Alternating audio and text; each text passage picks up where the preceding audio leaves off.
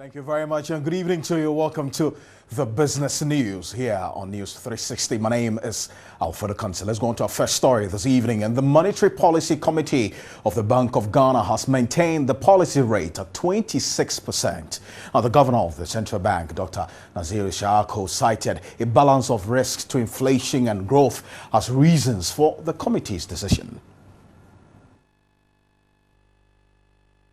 Ghana Statistical Service indicates inflation was pegged at 19.2% in March from 18.5% in February.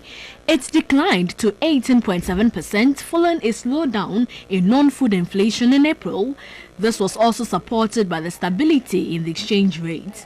The governor is optimistic. Growth outlook is broadly positive based on sustained improvement in the energy supply, continued stability in the local currency, and additional oil and gas production. If there's stability and businesses are beginning to take up, what it means, we are doing something right. The policy mix that we are deploying now, it's working in some sense.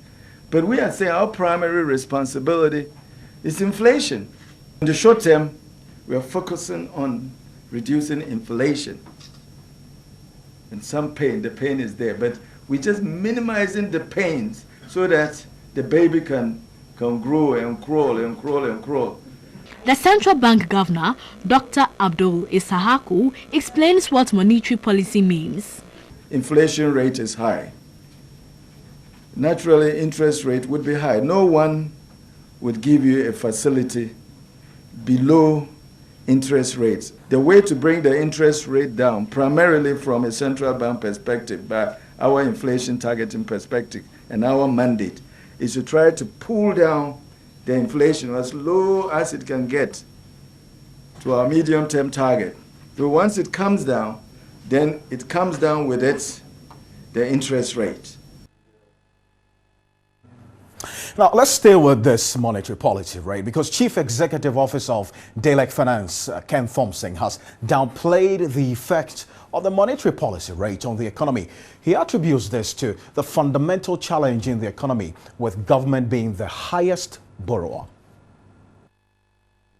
The Chief Executive Officer of Delek Finance, Ken Thompson, observed that the monetary policy rate, which has been maintained at 26% by the Bank of Ghana, has only been geared towards price stability, but ignoring its full employment purpose. He explains that the policy rate has no effect due to the structure and role of government in the economy. The MPC rate has no effect. Why do I say this? The government is the biggest borrower. The government is the biggest employer. The government is the biggest business. And the government does what it likes regardless of the rate. So the rate has no effect. He stated that the drivers for economic growth, which include the private sector, are the real sectors which will create the needed employment. The CEO of Delek indicated that the real sectors of the economy are collapsing because there is no policy direction and investment in these areas. The real sector is dead. Our farmers are poor. Manufacturing is dead. Mining is on life support.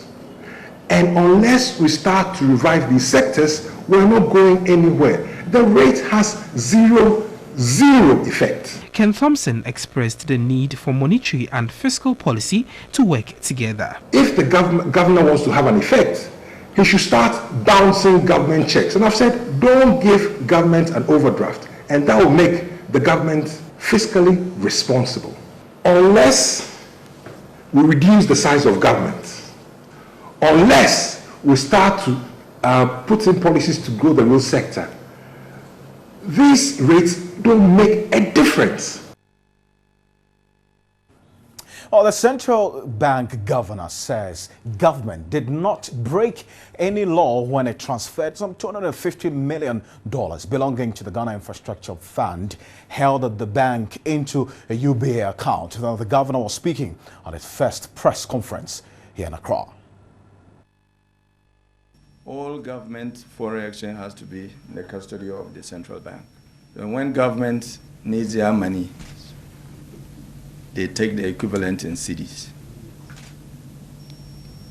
So the $250 million that was taken out of here, they didn't take foreign exchange dollars. The dollars was surrendered to the central bank.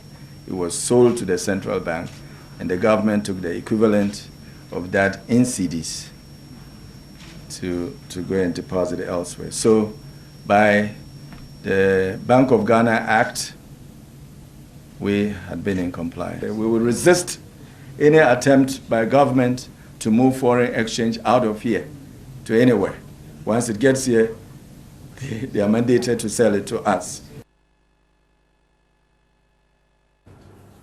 Okay, so let's go on to the commodities markets now and find out how the commodities have been faring so far. We start out with gold. It's on its highest since sometime last week, 1,272.82, although there has been a reduction in the price of an ounce of gold on the world market. But look at cocoa, also falling about 2,927, although there's been some issues related to some diseases that are affecting some cocoa farmers, especially in some parts of Ivory Coast, being one of the biggest cocoa producers. Now, for cotton, also 61.31 is what is selling for $1 there. Now, on coffee as well, $133.60. We're told that 2.69 has been an increase as a result of what's been happening with respect to the activity, and there's been a high demand of coffee on the world market. But also for crude oil, after falling to a 12-year low in February, oil has rebounded on signs global glut. So we've been on easel 49.18 and 2.36 has been the increase. Oil producers are taking advantage of the rebound in crude markets to look into some form of protection against another slump. And we're keeping an eye on what's happening with the crude oil on the world markets. And that's it for the business news.